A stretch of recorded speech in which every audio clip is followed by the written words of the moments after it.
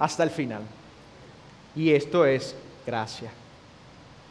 Y la Escritura es clara en este punto. En Efesios 2, del 8 al 9, un versículo que todos hemos escuchado muchas veces, dice: porque por gracia sois salvos por medio de la fe, y esto no de vosotros, pues es don de Dios, no por obras, para que nadie se gloríe. ¿Y qué enseña este texto? Enseña lo que hemos venido diciendo, que la salvación es por gracia, es mediante la fe, no por obras, es un don. Dice que no es por obras para que nadie se gloríe, sino que es un don, es un regalo. Y se basa en lo que Cristo hizo y no en lo que nosotros hacemos. Por lo tanto, hermanos, si nosotros queremos tener una relación saludable con Dios, nosotros debemos arraigarnos en esta verdad, debemos recordar esta verdad, debemos repetirnos esta verdad, debemos orar por esta verdad y debemos creer en esta verdad. Nosotros somos aceptados solamente por gracia. Nosotros somos reconciliados con Dios solamente por gracia. Y acá, hasta este punto, creo que todos estamos de acuerdo y todos decimos amén. Pero hay un problema. Muchas veces nosotros cometemos el error de olvidar que nuestra relación con Dios está basada en gracia. Cometemos el error de olvidar que nuestra aceptación delante de Dios es por los méritos de Cristo, y cometemos el error de creer que ahora nuestra relación con Dios está basada por nuestros propios méritos o por nuestra propia obediencia o por nuestras propias buenas obras. Y cuando hacemos esto, ya no estamos teniendo una relación saludable con Dios, sino que estamos empezando a deteriorar nuestra relación con Dios. Cuando nosotros basamos nuestra relación con Dios en nuestras obras, nosotros caemos en varios errores destructivos. Y uno de esos errores es que constantemente empezamos a vivir la vida cristiana como si fuera una especie de montaña rusa espiritual. ¿Qué significa esto? Bueno, significa que cuando hago bien, estoy cerca de Dios. Cuando obedezco, cuando leo la palabra, cuando oro, cuando ayudo a mis hermanos, cuando voy a la iglesia, cuando ofrendo, estoy bien con Dios y Dios está bien conmigo. Esta semana leí la Biblia todos los días. Esta semana hice mi devocional todos los días. Oré 30 minutos cada día. Me siento muy cerca de Dios. Estoy seguro que Él me ama y que Él va a escuchar mis oraciones. Empezamos a sostener nuestra relación con Dios en nuestras obras. Pero como es una montaña rusa, todo lo que sube, baja. Cuando fallo, y más rápido de lo que creemos, cuando fallo, me siento rechazado por Dios, mis emociones están por el piso, empiezo a dudar de que soy salvo, de que Dios me ama, de que soy cristiano, de que estoy sostenido por gracia, de que ahora mi destino es el infierno.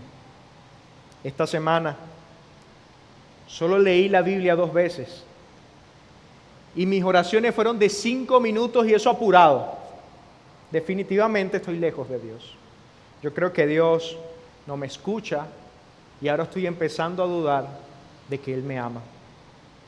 Y vivir en esta montaña rusa espiritual trae consecuencias devastadoras en la vida del cristiano. Empezamos a vivir con una especie de presión de que siempre necesitamos hacer lo suficiente o necesitamos llenar el estándar para que Dios, para que Cristo, para que el Espíritu Santo esté contento conmigo. Y ahora mi gozo ya no depende de lo que Cristo hizo en la cruz, sino depende de mi desempeño. ¿Qué hice hoy para la obra de Dios? ¿A quién evangelicé esta semana? ¿Cuántas veces, cuántos libros leí? ¿A cuántos hermanos les escribí? ¿Cuántas veces oré por ellos? Mi gozo ahora se basa en lo que yo hago y no en lo que Cristo hizo. Y el resultado de esto es que la vida cristiana se convierte en una carga. La vida cristiana se convierte en un peso, en una amargura. Leer la Biblia, orar, son como cadenas. No encuentro deleite en eso, porque estoy tratando de vivir o llenar un estándar que yo no puedo llenar. Me lleno de ansiedad, empiezo a vivir asustado y tenso, porque nunca nada de lo que hago es suficiente para agradar a Dios. Incluso empiezo a distorsionar mi imagen o la visión de Dios. Empiezo a distorsionar la imagen del Dios verdadero y empiezo a crearme una especie de ídolo, un Dios falso que se molesta cada vez que peco y se alegra cada vez que leo las Escrituras. Empiezo a crearme un Dios bipolar, un Dios temperamental, agresivo. Y por lo tanto siempre busco hacer cosas para ganar su favor y que no se moleste conmigo. Esta semana no mentí, esta semana no me enojé, esta semana ayudé a mi vecino, esta semana salí con mi esposa, ofrendé fielmente. Dios está muy contento conmigo y seguro que todo me va a salir bien. O lo contrario, esta semana me molesté con mi esposa, esta semana dije una mentira, esta quincena no pude ofrendar. Dios debe estar decepcionado de mí. Seguramente a partir de ahora todo me va a salir mal. Si algo me sale mal, ese fue Dios que me está castigando. Si me enfermé o me dio gripe, ese fue Dios que está derramando su juicio sobre mí. Ese es uno de los errores que trae el basar nuestra relación con Dios en nuestras obras. Es una montaña rusa espiritual. Pero otro error que trae a nuestras vidas el confiar en nuestras obras y no en la gracia es que empezamos a compararnos destructivamente los unos con los otros. Permiso. Empiezo a medir mi espiritualidad comparándome con otros creyentes. Y me enorgullezco y me siento feliz cuando veo que estoy avanzando o que soy mejor que ciertos creyentes. Empiezo a decir, bueno, yo sí vengo los miércoles. Mira, los miércoles nada más vinieron unas 50 personas. Somos mejor que el promedio, los que estamos acá. Y eso me hace sentir bien. Yo ofrendo fielmente. Yo no soy como esos tacaños que no le entregan sus finanzas a Dios. Porque wow, las ofrendas, yo siempre cada domingo ofrendo. Eso me hace sentir mejor. Me comparo con los demás y veo que yo estoy haciendo esto de manera más regular o de manera más frecuente que otros. Y eso me hace sentir bien. Pero también me desanimo cuando veo que hay otros que son mejores que yo. Wow, escuché que Juan ora 2 horas al día y yo nada más oro 15 minutos. Claro, seguramente Dios lo ama más a él que a mí. Wow, escuché que Antonio se sabe varios versículos de memoria. Yo nada más me sé Juan 3:16. Y apenas entiendo algo de las Escrituras cuando las leo. Es muy difícil para mí. Claro, él es un verdadero cristiano. O Ana siempre está gozosa, siempre está alabando. En cada adoración ella canta, se alegra. Pero yo sufro con la depresión. Yo muchas veces no encuentro deleite en la palabra de Dios. Mi semana no es tan alegre ni tan gozosa como Ana. Definitivamente entonces Dios debe preferir a gente como ella. Hermanos, nos pasamos la vida cristiana, en vez de contemplar a Cristo, nos pasamos la vida cristiana contemplando a los demás. Y esto nos vuelve cínicos hacia los demás, empieza a crear una especie de competencia para ver quién sabe más, quién sirve más, quién ayuda más. Empezamos a criticar a otros para bajarlos y no vernos nosotros tan abajo. Empezamos a crear en nuestra mente el grupo de los espirituales y los carnales. Oye, tal hermano, no, ellos son parte de los que no son tan maduros, nosotros somos los maduros. Empezamos a separarnos, a ser clasistas espirituales. Empezamos a tener una presión de fingir que todo siempre está bien en nuestras vidas. Cuando basamos nuestra relación con Dios en nuestras obras, podemos decir que no tenemos una relación saludable, sino que tenemos una relación dañina. Nos empezamos a comportar como los Gálatas, a quien Pablo les exhorta diciendo que habían comenzado por el Espíritu, pero habían terminado en la carne. Habían comenzado confiando en Cristo, ahora trataban de agradarlo por sus obras. Cada uno de nosotros debe preguntarse si alguna vez hemos caído en este error. ¿Hemos medido nuestra aceptación ante Dios por mi comportamiento?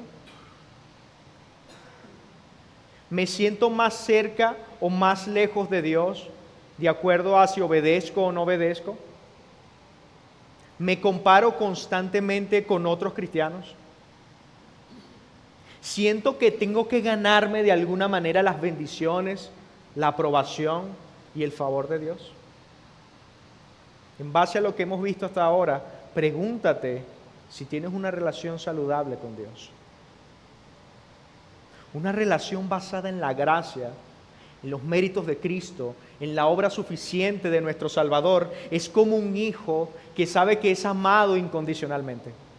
Un hijo no trata de ganarse el favor de sus padres, sino que él sabe que es amado por sus padres y por lo tanto su obediencia no es para ganar su amor, sino que su obediencia es porque ya es amado. En cambio, una relación con Dios basada en las obras es como un empleado que siempre tiene miedo de ser despedido por su jefe porque nunca rinde lo suficiente. Tiene miedo de que el jefe lo observe y se dé cuenta que es ineficaz. ¿Cómo es nuestra relación con Dios?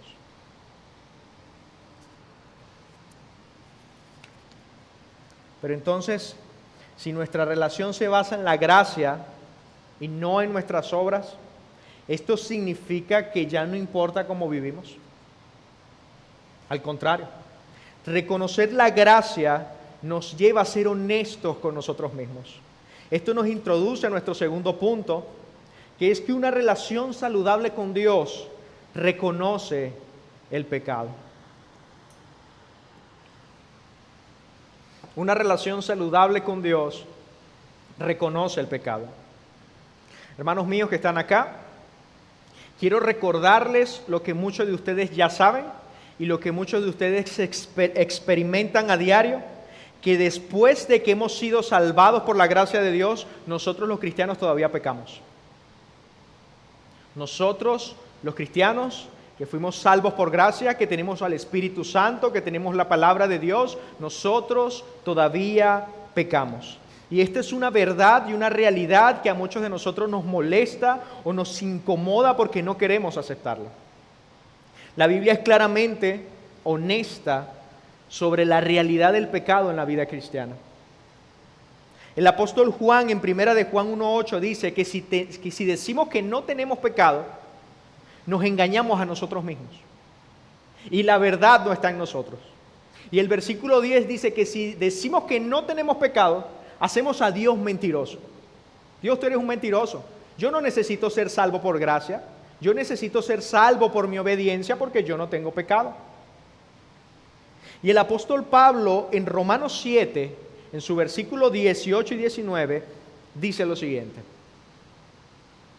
Y yo sé que en mí, esto es, en mi carne, no mora el bien. Porque el querer el bien está en mí, pero no el hacerlo. Porque no hago el bien que quiero, sino el mal que no quiero, eso hago. Pregunto, ¿esta experiencia es única del apóstol Pablo? ¿O nuestras vidas no testifican que esta experiencia también es nuestra? Que nosotros también decimos, muchas veces lo que no quiero hacer, eso hago. Y lo que quiero hacer, no lo hago. Aún hay pecado en mí. Aún hay remanente de pecado en mi corazón.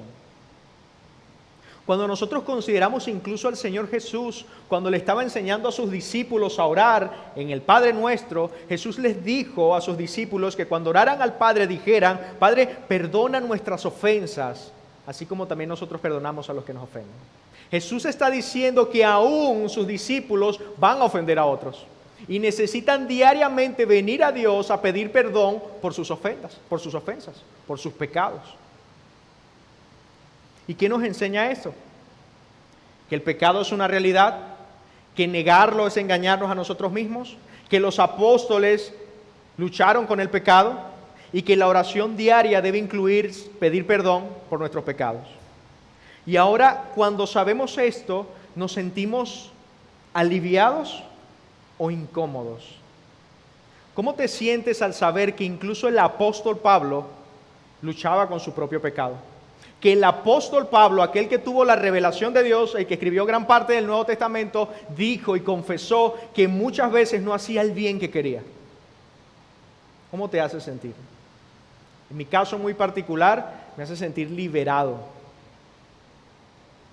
Me hace sentir aliviado. Porque esto es una realidad en la vida del creyente, pero muchos de nosotros vivimos como si esto no fuera una realidad. A mí me gusta mucho leer las biografías, me gusta mucho leer las historias de los hombres y mujeres de fe del pasado y cómo Dios los usó grandemente para llevar el evangelio a diferentes culturas y diferentes pueblos. Pero hay una de las cosas que me gusta más de las biografías, es cuando estas biografías son honestas, son transparentes y muestran a estos hombres como lo que son, hombres y mujeres pecadores. Los muestran con sus luchas, con sus dudas, con sus temores, con sus pecados. Me encantan las biografías así. Me molesta cuando leo biografías donde muestran a personas que parece que estuvieran glorificadas, que embellecen el testimonio de las personas y le quitan sus pecados para mostrar como que esta persona era casi perfecta. Y me molesta porque sé que esto está muy lejos de la realidad. Cuando nosotros miramos a las Escrituras, en Hebreos 11 nosotros también tenemos nuestro salón de héroes de la fe. Y cuando nosotros vemos a los héroes de la fe, nosotros tenemos a personajes allí como Moisés. ¿Y quién era Moisés? Un hombre que puso excusas a Dios para no cumplir lo que Dios le mandaba hacer. Él dijo, Señor, pero yo soy tartamudo. Y Dios le dijo, bueno, vas a ir no solamente tú, sino también vas a ir con tu hermano. Tenemos ahí en los héroes de la fe de Hebreos 11, tenemos a Abraham, quien era un mentiroso y quien estuvo dispuesto a entregar a su esposa a un rey para proteger su propia vida. Qué escándalo, ¿no?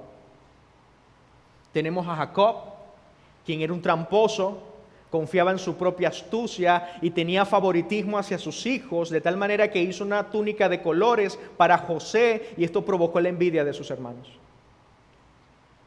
Tenemos a Sansón, quien fue desobediente a sus padres y era un hombre entregado a la lujuria. Tenemos a David, quien mató a uno de sus servidores más fieles para cubrir su adulterio. Los héroes de la fe. ¿Y qué podemos decir nosotros de nuestra época moderna? Muchos lo hemos escuchado, el padre de las misiones, William Carey, casi abandona a su esposa y a sus 2 hijos para irse a la India. Cuando ella finalmente aceptó, su falta de cuidado hacia ella la llevó a tener periodos depresivos que terminó en locura. Vemos a través de la historia de la iglesia muchos hombres que amaron tanto el ministerio que abandonaron a sus familias. Y mi intención al decir esto no es despreciar a estos siervos, ni tampoco aplaudir su pecado, ya que muchos de ellos experimentaron las consecuencias de su pecado. Nada más podemos leer el Salmo 51 y vemos la consecuencia y el terrible dolor que le produjo a David haber pecado contra Dios. El punto es, hermanos, que Dios a través de toda la historia ha salvado y ha usado a hombres pecadores para su gloria. ¿Y qué podemos decir de nosotros al día de hoy? De los que estamos todos sentados acá. Aquí vemos muchos iracundos, envidiosos, arrogantes, temerosos, ambiciosos, autocompasivos, burlones. Y nuestro Señor nos ha amado, nos ha salvado y nos ha sostenido así hasta el día de hoy. Y esto es una paradoja. Martín Lutero lo llamaba que en el cristiano era pecador y justo al mismo tiempo. Y esto suena escandaloso decirlo en nuestro tiempo, porque a todos nosotros nos gusta hablar más de nuestras virtudes. A nosotros nos gusta hablar de lo bueno y las obras que hacemos para nuestro Señor. Pero una relación saludable con Dios no niega el pecado, sino que lo reconoce. Reconoce que somos pecadores delante de Dios, que Dios conoce que somos pecadores y que aún así nos ama y nos ha salvado por pura gracia. Y reconocer esto nos mantiene en una relación sana con Dios. Porque lamentablemente, así como buscamos ser aprobados por Dios por nuestras obras, como lo vimos en el primer punto, también muchas veces vivimos y fingimos que no somos pecadores. Y esto también trae sus peligros. Y uno de esos peligros es creer en el perfeccionismo espiritual. Hay muchos que creen que ya no pecamos después de la conversión, o pecamos solo un poco, de una manera pequeña, y pecadillos tontos. Y esto nos lleva a vivir en constante negación de nuestras fallas, nos lleva a tener una especie de santidad falsa, nos lleva a tener máscaras delante de nuestros hermanos, porque yo no me puedo acercar a este hermano y decirle que lucho con la ira, porque ¿qué va a pensar de mí? Que yo soy un pecador. Es tonto, pero así nos vemos.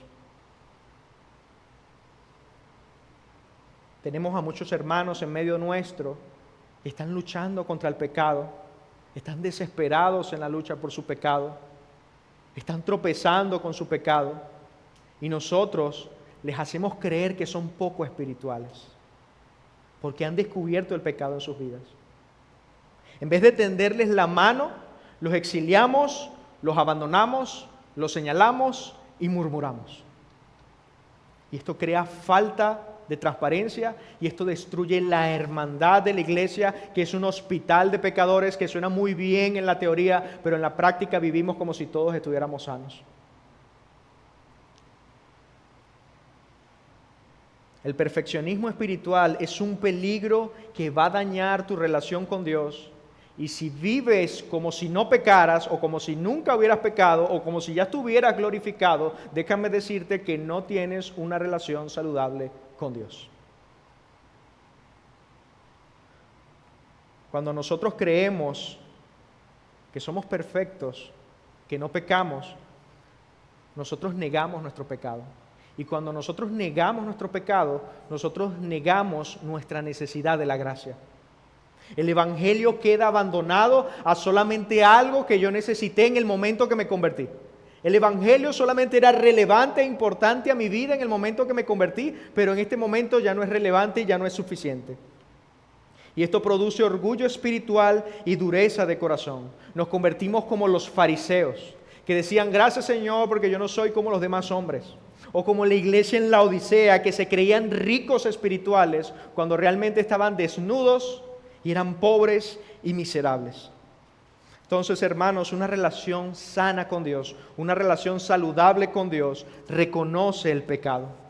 Primera de Juan 1:7 dice: pero si andamos en luz, como Él está en luz, tenemos comunión los unos con los otros, y la sangre de Jesucristo nos limpia de todo pecado.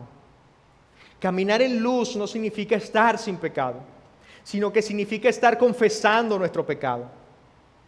Para tener una relación sana con Dios necesitamos ser honestos de que aún hay pecado en nuestros corazones. Pero una vez que tenemos claros que estamos parados sobre la roca de la gracia y que somos honestos sobre nuestra necesidad de ella, surge una pregunta: ¿cómo se evidencia esta relación? ¿Cómo si ya sé que está basada en la gracia de Dios, reconozco mi pecado, y cómo se evidencia, cuáles son los frutos de una relación saludable con Dios? Y esto es nuestro tercer punto. Cuando verdaderamente comprendemos que nuestra relación con Dios se fundamenta en su gracia, y cuando somos honestos sobre nuestra condición pecaminosa, sucede algo hermoso en nuestras vidas. Es como dice el Salmo 3, es como un árbol plantado junto a corrientes de agua. Cuando las raíces de nuestra vida cristiana están sembradas o arraigadas en la gracia, el fruto aparece naturalmente.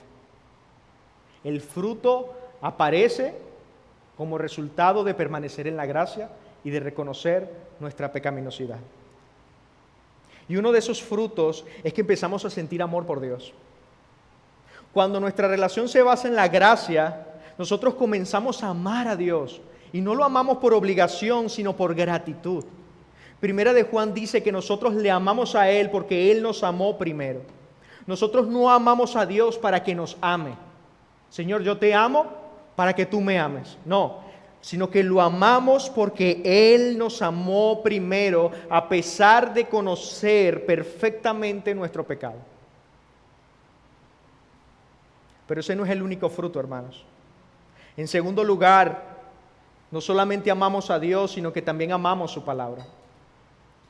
Cuando nuestra relación se basaba en las obras, o se basa en nuestras propias obras, nosotros vemos la Biblia como una especie de manual o de reglas que debemos hacer. Y este manual y esta regla nos condena, porque cada página parece decirnos que como estamos viviendo, no estamos viviendo bien. Pero cuando entendemos la gracia y somos honestos sobre nuestro pecado, la palabra de Dios se convierte en lo que es: la carta de nuestro Padre que nos amó. Ahora la leemos, ahora la estudiamos y ahora la meditamos, no para averiguar qué debo hacer para ser aceptado, sino para conocer más profundamente al Dios que me aceptó. Es aquí donde el Salmo 119 cobra vida cuando dice: oh Señor, cuánto amo yo tu ley. Todo el día ella es mi meditación. Pero aquel que está basado en la gracia, que tiene una relación saludable con Dios en la gracia, no solamente ama a Dios, no solamente ama su palabra, sino que en último lugar ama también a sus hermanos. El tercer fruto es el más visible de todos. Aquel que tiene una relación saludable con Dios muestra amor por sus hermanos. Si yo reconozco que soy un pecador que vive constantemente bajo la gracia y que ha sido aceptado por la gracia, ¿cómo puedo yo juzgar entonces a mi hermano con dureza? Si mi relación de Dios no se basa en mi desempeño, sino en su gracia, ¿cómo puedo yo tratar a mis hermanos basándome en su desempeño o en lo que me pueden ofrecer? Seríamos hipócritas.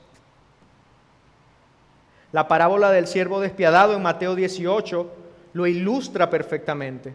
Aquellos que han sido perdonados sus millones de denarios, toda su deuda por el rey, deberían mostrarse perdonadores hacia aquellos hermanos que les deben.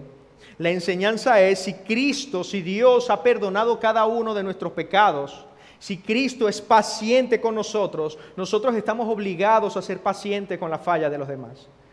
Si Cristo nos perdonó abundantemente, nosotros estamos obligados a perdonar fácil y rápidamente a nuestros hermanos. Debemos ser transparentes y honestos. Hermanos, para terminar, llegamos al final con la pregunta del inicio: ¿tengo una relación saludable con Dios? ¿Tengo una relación saludable con Dios? Si mi relación con Dios se basa en mi desempeño, no tengo una relación saludable con Dios. Si mi relación con Dios se basa en mi obediencia, no tengo una relación saludable con Dios. En cambio, si mi relación con Dios se basa únicamente en Jesucristo, su gracia es mi fundamento, yo puedo decir al día de hoy que tengo una relación saludable con Dios, aunque peque. Tengo una relación saludable con Dios cuando yo reconozco mi pecado diario, cuando yo lo confieso y corro hacia la gracia de Dios. Yo tengo una relación saludable con Dios cuando yo amo a Dios, cuando empiezo a crecer un amor por su palabra y por mis hermanos. Esto no significa que todos nuestros hermanos nos caigan bien, o que siempre tengamos ganas de leer la Biblia y llorar. No, aún hay pecado en nosotros. Pero en el profundo de nuestro corazón, en el fondo, en el ser interior, como diría Pablo, nosotros queremos amar más a Dios, nosotros queremos amar más su palabra y nosotros queremos amar más a nuestros hermanos. Por lo tanto, una vida que descansa completamente en Cristo, camina en la luz, responde con amor, no es perfecta, pero sí es auténtica. ¿Qué pasa si en medio de esta clase, de esta breve clase, descubriste que hay áreas enfermas en tu vida? Bueno, en primer lugar, agradece a Dios por mostrarte esta realidad. Es imposible que nosotros miremos la condición de nuestro corazón si no es el Espíritu Santo que nos abre los ojos para que la veamos. En segundo lugar, no te desesperes. El Espíritu Santo está obrando en cada uno de nosotros. El que comenzó la buena obra en nosotros, la terminará hasta Jesucristo. Decía alguien que el Dios que tarda 120, 150 años en formar a un roble maduro, no está desesperado en transformar y hacer crecer y madurar a sus hijos.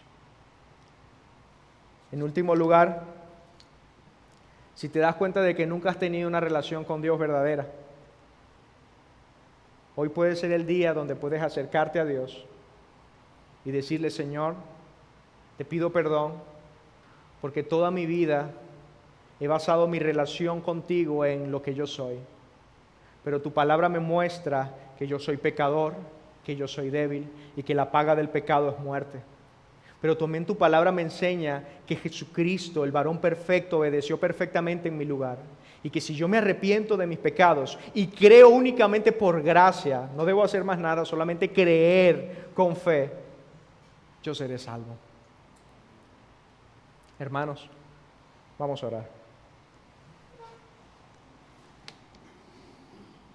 Gracias, Señor, por esta clase. Te pido en el nombre de Jesús que uses esta clase, Señor, para que nos evaluemos con honestidad y con transparencia. Ayúdanos a no fingir que somos perfectos. Ayúdanos a no fingir que no fallamos, que no pecamos. Ayúdanos a reconocer cuántas veces nos hemos acercado a ti no por los méritos de Cristo, sino por nuestro propio mérito. Por lo que hacemos, por lo que decimos, por lo que sabemos, por con quien nos las pasamos. Señor, destruye cualquier fundamento que no sea tu gracia. Y te pedimos perdón, Señor, si nuestra relación contigo no ha sido saludable, porque hemos confiado más en nuestras propias fuerzas que en tu gracia. También te queremos pedir, Señor, que nos ayudes a ser honestos con nuestros pecados. Vivimos en una época, Señor, donde constantemente arreglamos nuestra imagen, queremos presentar nuestra imagen limpia en las redes sociales, con las personas, cómo hablamos, cómo nos vestimos, cómo nos relacionamos. Ayúdanos a ser transparentes, Señor. Tú no solamente pagaste por la culpa de nuestro pecado, sino que también pagaste por la vergüenza que nos produce este pecado. Por lo tanto, podemos confesar a nuestros hermanos nuestros pecados sin vergüenza, sabiendo que ellos, como nosotros, te necesitamos a ti y somos sostenidos por ti. Ayúdanos, Señor, ayuda a cada uno de mis hermanos y las personas que escuchen esta clase para la gloria de tu nombre. En el nombre de tu Hijo Jesucristo, nuestro sustituto. Amén.